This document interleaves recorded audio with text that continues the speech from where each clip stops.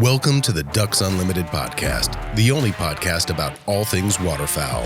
From hunting insights to science-based discussions about ducks, geese, and issues affecting waterfowl and wetlands conservation in North America, we bring the resource to you.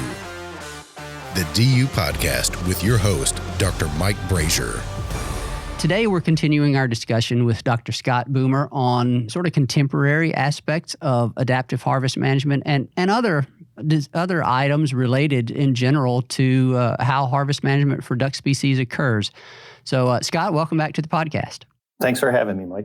When we concluded the previous episode, we had talked about sort of what all goes into some of the debates about new harvest ideas, new harvest regulations, and how science plays an important role in those discussions. And so to start with here today, I want to focus on a question that is often of particular interest. It's reflected in some of our harvest regulations, and those are sex-specific regulations.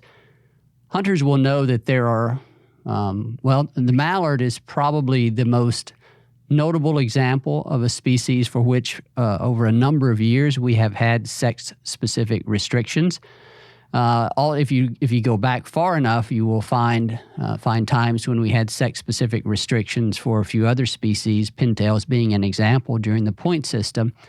But we get a question often about what's the effect of harvesting, what's the population level effect of harvesting hens. And we spoke about this briefly with Jim Dubofsky. He shared some of his thoughts on it and what we know relative to the science behind this. Is it harmful for us to be harvesting hens out of the population? What does our scientific understanding tell us?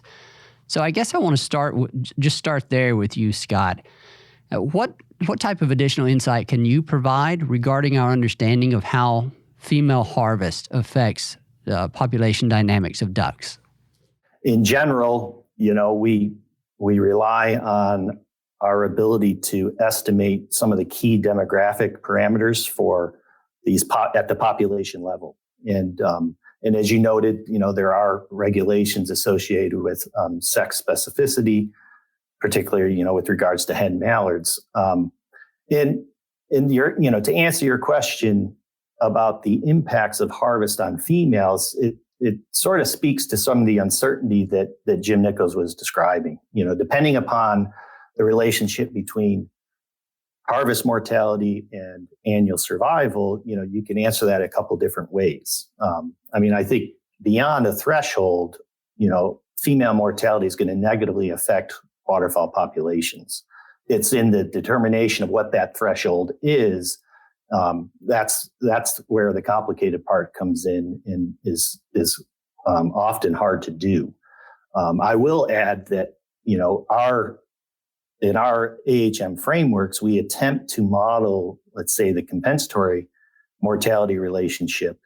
And so we account for the harvest mortality in the prediction of subsequent population sizes explicitly for females. And so our analytical frameworks are representing this relationship. And I would argue our optimization frameworks are providing direction as to what a sustainable harvest level would be for females, or at least the way we represent that harvest mortality.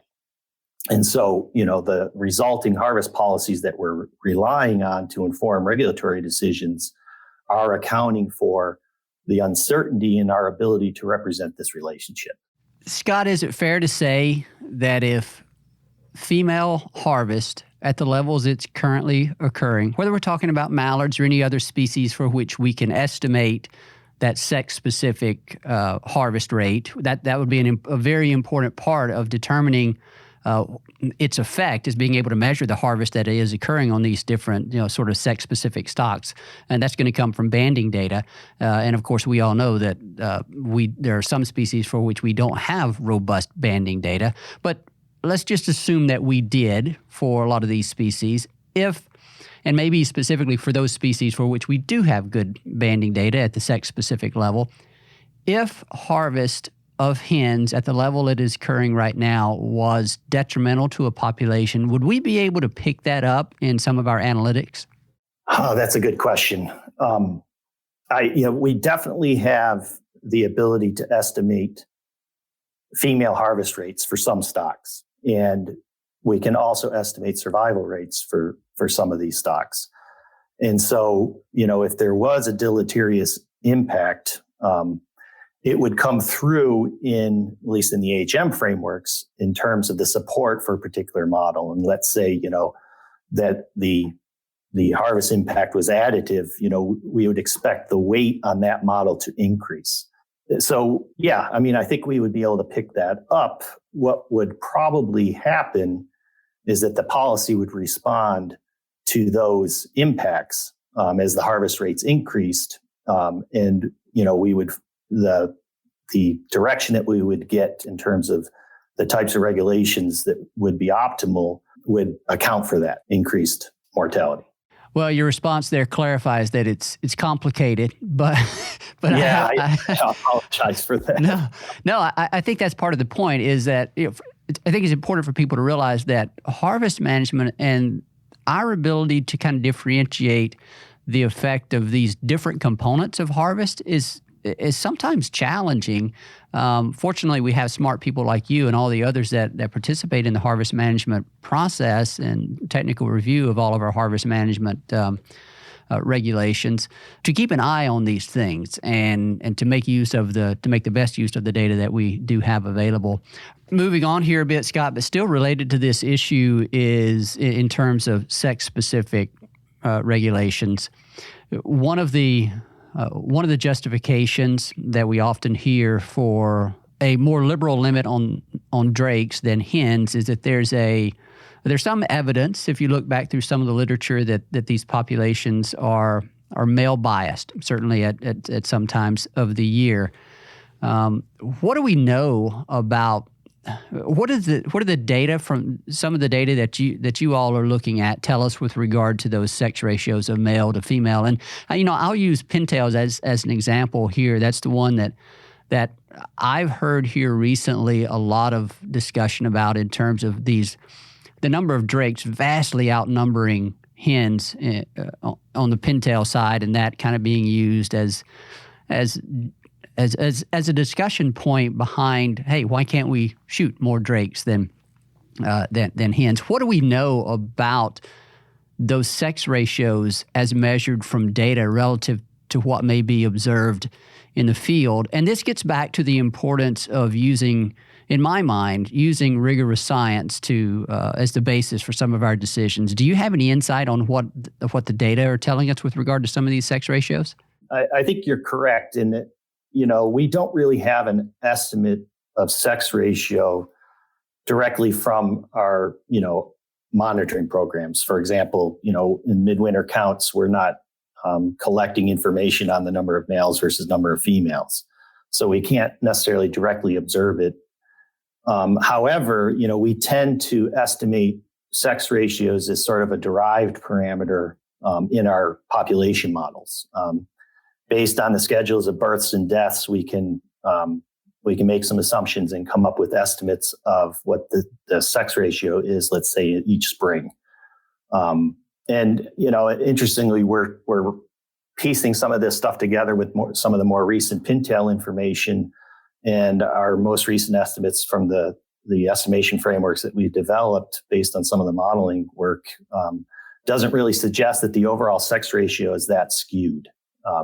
Now, granted, these are preliminary results, and we're piecing together a lot of data sets in the common estimation framework. So there's undoubtedly some variation that we're not accounting for, but it's something we're considering. That's interesting, and I'll just say I look forward to seeing how all those results come out. So thank you for wading into that discussion. I know it's a common conversation that a lot of us hear, and so I appreciate your insights on that. I want to move now to just a discussion about the intended role of harvest regulations and whether you find that there is any level of confusion, maybe among our hunter constituency, not necessarily among our professionals, but among our hunter constituencies on the proper role or intended role of harvest regulations.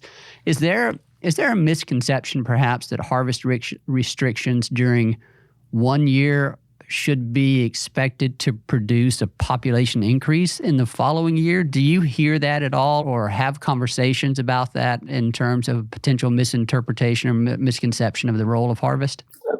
Yeah, it's a question that we respond to quite often. I hearken back to some of the things that Jim Nichols was talking about relative to the decision frameworks that we've developed for AHM purposes. And in general, it speaks to objectives. I would say for the bulk of our AHM frameworks, we seek to determine the harvest levels consistent with the long-term conservation of the population.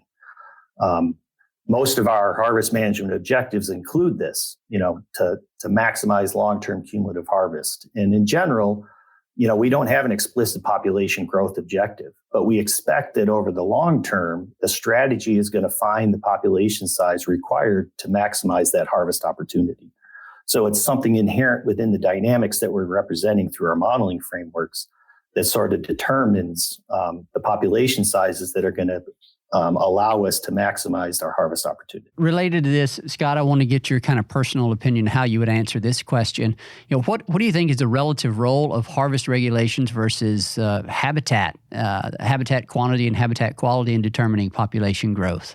Well, there's no question they're related. And, I always tend to think that the harvest management, the habitat managers are really setting the table. Right, that they're providing the resources required for that population to achieve a certain level of production and population size. And then as a harvest manager, it's our job to determine what the appropriate harvest rates should be in relation to our objectives for harvest management and in relation to what the productive capacity of that population is that's being driven by the habitat conditions and the habitat availability.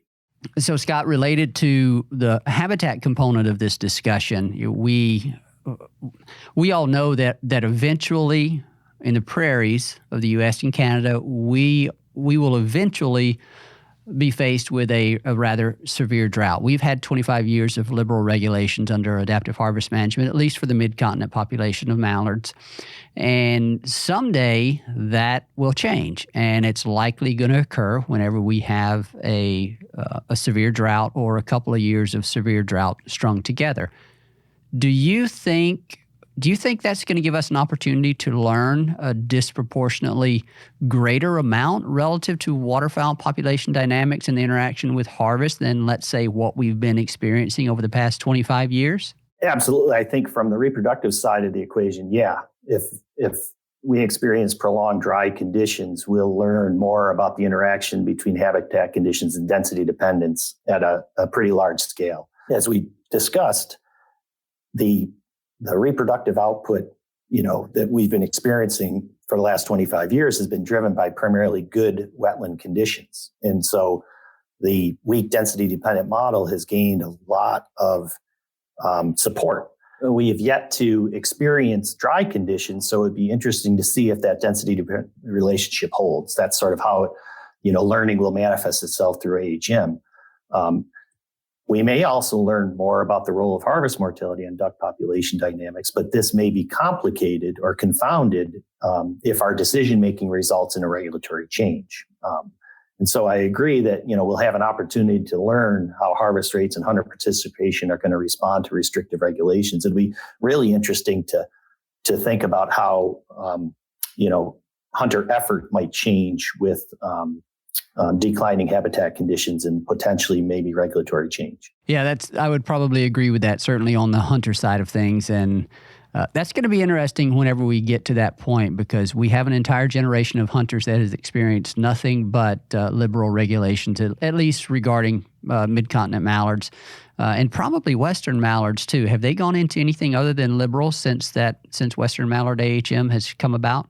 I don't believe there's been any regulatory changes for the western mallard AHM framework. Yeah, so definitely going to be interesting to see how that unfolds, and look forward to learning along with everyone else. I said at the end of the previous episode on this one we're gonna talk a bit about pintails. Obviously it's a species that is a favorite of many people for many different reasons, and they are a species that certainly is not without some debate and consternation within the harvest management realm of things. And so we had a recent Ducks Unlimited magazine article where we spoke about pintail populations, some of what's affecting them on the habitat side of things, and some of the conservation work that's occurring. But we also took an opportunity in that article to talk about some of the ongoing work with regard to, a revisitation of the harvest strategy around pintails. So I wanted to use this time to talk a bit about that, maybe as an example for people to see what kind of goes into these periodic revisitations or reevaluations of harvest regulatory strategies around a given species. So can you elaborate a bit on how that is unfolding? Obviously, the Harvest Management Working Group is going to be key in this discussion. But yeah, just give people some insight on what goes into these periodic reevaluations of a harvest management strategy. It's interesting to step back and sort of say how we got here with regards to the pintail situation. The harvest strategy for pintails has evolved over time. We have been using an AHM framework for pintails. And in order to establish that initial decision framework, we had to go through the same types of stages or develop the same elements that Jim Nichols talked about with regards to mid-continent mallard AHM, where we developed a model to make predictions of how pintails will respond to harvest regulations. And then, we had deliberations about appropriate harvest management objectives and the suite of regulatory packages that we would consider. And then what we end up doing is, in working closely with the tech section reps from the flyways and the representatives from the service, we end up using an assessment framework that represents population and harvest dynamics and accounts for different forms of uncertainty to represent the system. And so we'll simulate under a number of different objectives or different types of regulatory alternatives and summarize the important metrics that harvest managers care about: relative population sizes, average harvest levels that you would expect for a particular strategy. And then more importantly, what a lot of folks are interested in is the number of times you would expect to be in a liberal versus a restrictive versus a moderate type of package. And so we performed a whole suite of those types of exercises and worked across all 4 flyways to really determine what's the appropriate set of objectives and alternatives that make up the current Pintail AHM framework that we're operating under today. We've been operational with that framework for, I think, since at least 2010. And there has been a call to revise some of that framework in response to some new information and in response to a desire to reconsider some of the alternatives and maybe that, the revisiting the objectives for pintail harvest management. And so really spearheaded by the Pacific Flyway, where we've gone into sort of the double loop phase for pintails, the double loop learning phase of Pintail AHM. And we've been working closely with the advisory group that has folks from all 4 flyways and members of the Fish and Wildlife Service, as well as researchers from USGS. And we've been going through and revisiting objectives, alternatives, and the models and the data that we have available for pintails to revise that harvest strategy. Scott, I want to dig into the objectives here. Well, maybe dig in isn't the right word, but I want to give people an illustration of what these objectives look like. We've talked a lot about objectives. You mentioned earlier that with regard to adaptive harvest management for mid-continent mallard, the original objective was as simple as, at least I think this was just the simple articulation, was it was to maximize long-term cumulative harvest. But we've since kind of grown in the way we think about objectives around harvest, if I'm interpreting things correctly. And for the pintail harvest strategy, we have actually a series of objectives, if I remember correctly. Do you have those handy just to kind of give people an idea of what we mean when we talk about what our harvest objectives are? It's not just as simple as we want to maximize long-term cumulative harvest of pintails. We've kind of gone beyond that and become a bit more explicit to include multiple objectives that we're trying to achieve through our harvest alternative, our harvest regulations. What is interesting, and you're right to point out that, we have an overall objective, let's say, of maximizing long-term cumulative harvest. And, that is a long-winded way of saying that, we want to maximize hunting opportunity over the long term. And it really also speaks to some additional objectives. So we really are dealing with multiple objectives in that one statement. So, for example, we've already talked about how long-term cumulative harvest incorporates a conservation objective because we need to carry that population forward in time to accrue the benefits that we're going to expect in the future. In addition, we're providing hunter opportunity. For example, it was pointed out, I think, in deliberations for the Pintail AHM framework that we're operating under right now, that we want to minimize regulatory burden on the public with the limited set of regulatory alternatives that we're considering. We're encouraging hunter participation, and there's, also an expectation that we're providing for other non-consumptive uses. So these are sort of means objectives that fall under this blanket fundamental objective of maximizing long-term cumulative harvest. And I think that's a consistent theme within the bulk of the harvest strategies that we derive in our AHM frameworks. So we do have one objective, but embedded in that are some other implied objectives. Is that accurate? Absolutely, yes. Scott, related to the Pintail regulation kind of revision of the harvest strategy, and I don't know if you can answer this question, realizing that there's a lot of people involved in this, and I'm not going to encourage you to get out in front of anyone because I know all of this is a partnership type deal. But is there anything that you can share with our listeners here with regard to where we stand on that harvest management strategy revision? And of course, I know one of the questions that people would really want me to ask, and again, I don't know if you can answer this, but do you know at this time if there's any consideration of some of the sex-specific restrictions that we would have talked about earlier, maybe more drakes than hens, or is it, or are we not there yet? Yeah, I'm not in a position right now to comment on the specifics of the regulatory alternatives that are currently, in consideration for this revision. I'll just point out that, we've been working with the harvest management community in an effort to revise the Pintail harvest strategy.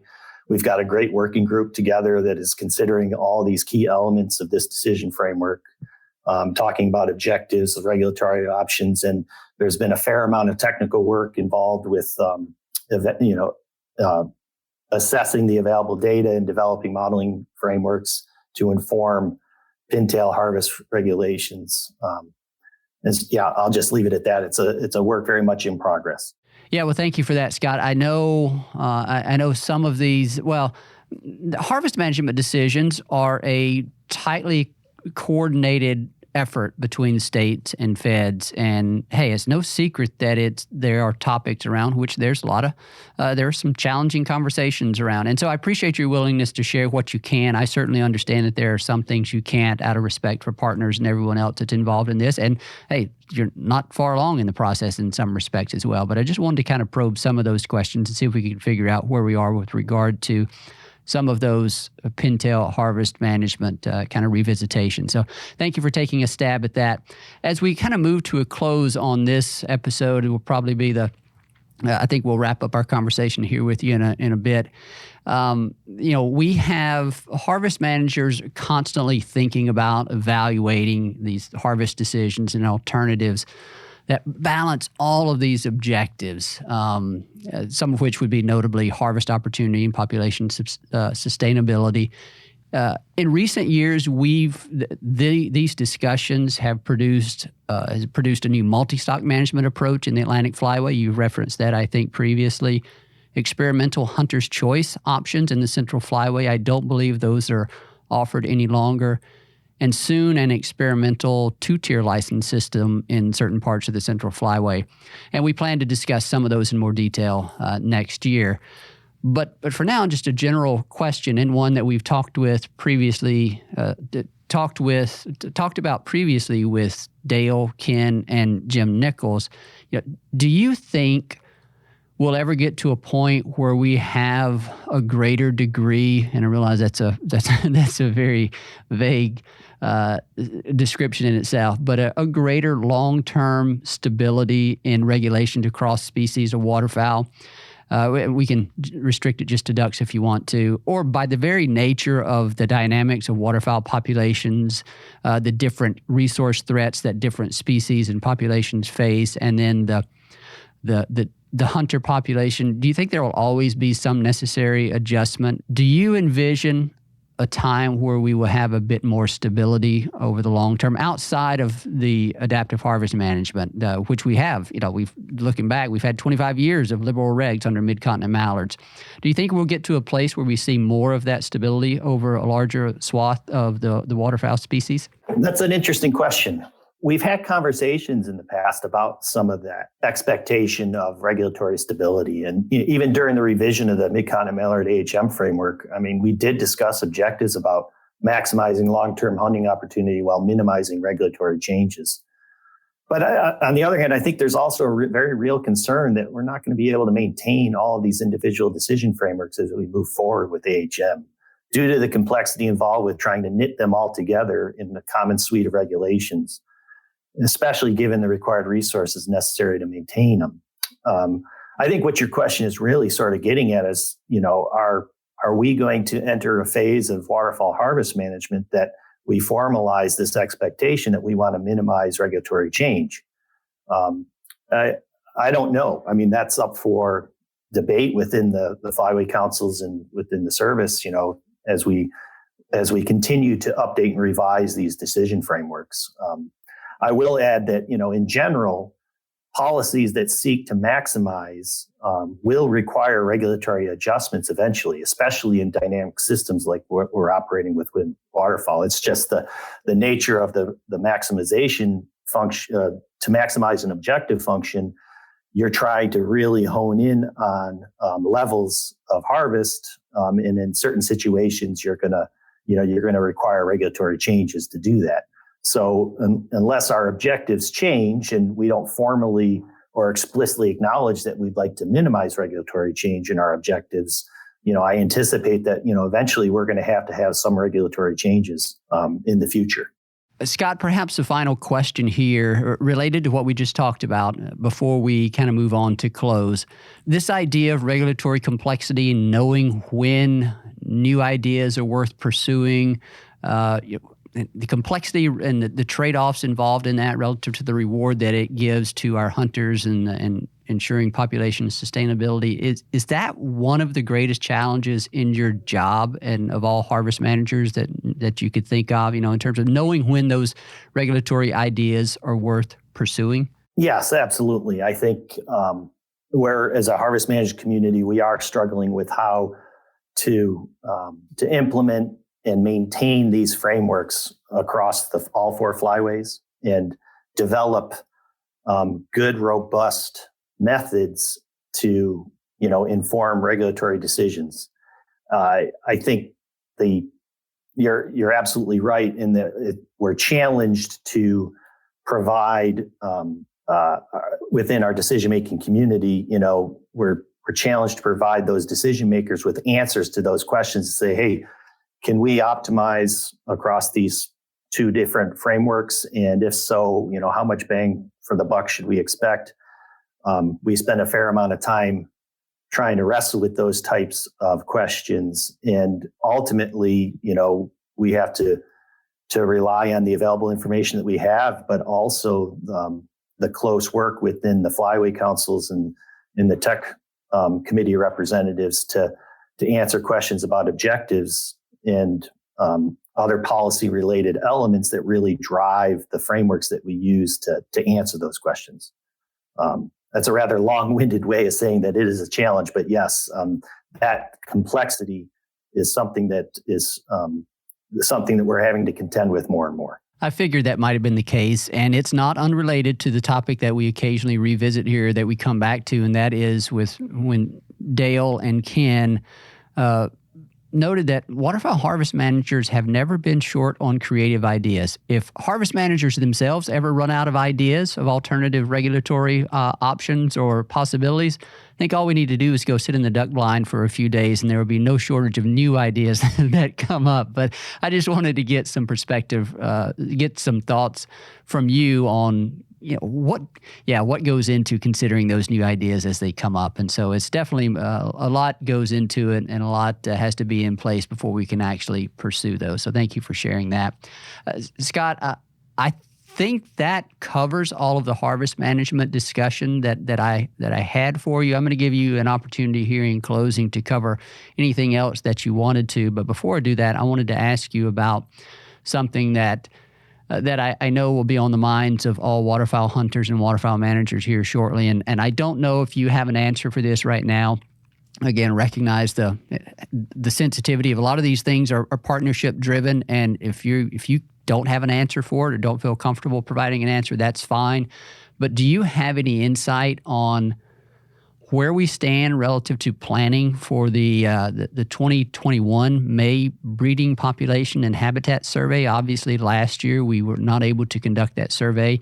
Steve Courts told us the other day when we interviewed him that he was not certain if his state was going to be able to do their survey the way they normally do because of some pandemic-related restrictions that remain in his state.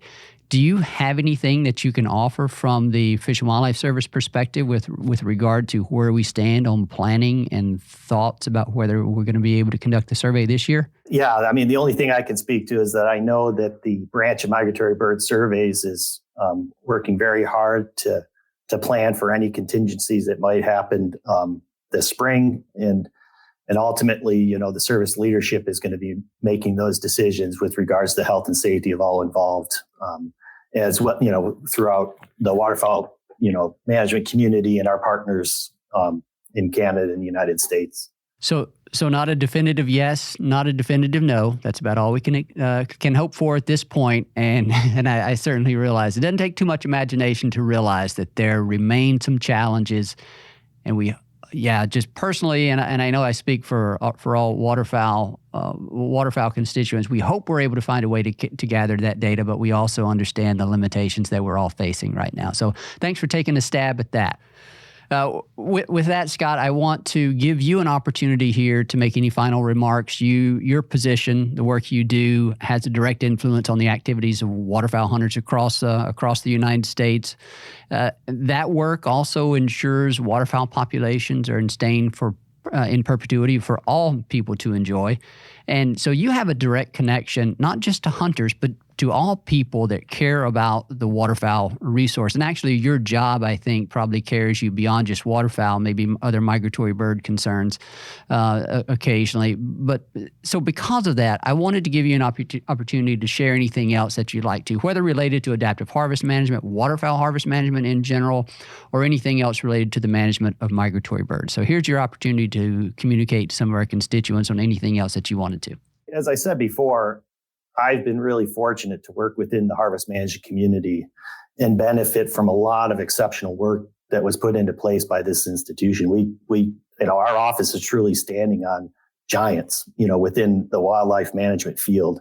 Is you've had Jim Nichols on the podcast, and I'm lucky to have colleagues across all four flyways from state and federal agencies, universities, and conservation organizations like DU.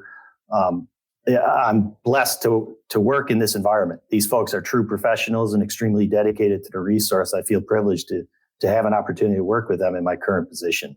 And thanks to you, Mike, for offering up this opportunity to participate in this podcast. I think it's a great resource. It's been my pleasure, Scott. I thank you for your friendship. I thank you for your time joining us here on these two episodes. One thing that I'll say to our listeners here at this point, this episode will wrap up our harvest management series, at least for this season. I sort of a bit of a sort of personal note, I realized as I started getting into this harvest management series kind of planning process that I might have bitten off more than I could chew with regard to the number of topics and number of people that we wanted to cover. Number one, harvest management is not in my background, and so I had to do a fair bit of research on this myself. And then the more I got into it, I realized, ooh, boy, there's a whole bunch of things to cover, and there's a lot of different geographic representation that we need to address. And certainly it's no secret to those that have listened thus far that we've, with Ken and Dale and a lot of those discussions at the state level, it's been primarily a Mississippi flyway perspective. We do know that there are some rather unique conversations relative to the history of harvest management that have occurred in each of the other flyways, as well as some contemporary aspects of harvest management, some of which we've already here discussed, including multi-stock management that's occurring in the Atlantic Flyway and some other experiments that are occurring in the Central Flyway, and a lot of history in terms of goose harvest management in the Pacific Flyway.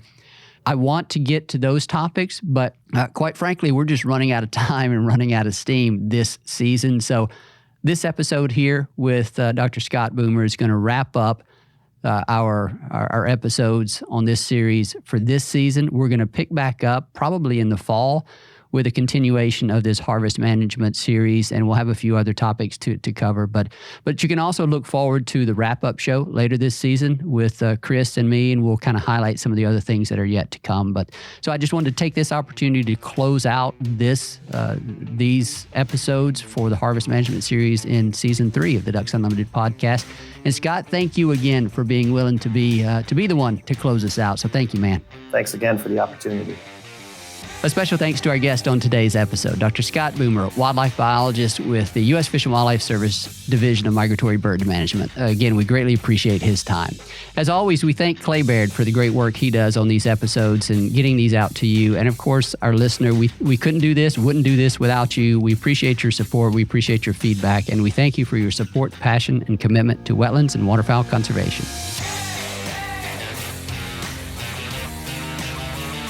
Thank you for listening to this episode of the DU Podcast. Be sure to rate, review, and subscribe to the show, and visit www.ducks.org/DU Podcast for resources based on today's topics, as well as access to more episodes. Opinions expressed by guests do not necessarily reflect those of Ducks Unlimited. Until next time, stay tuned to the Ducks.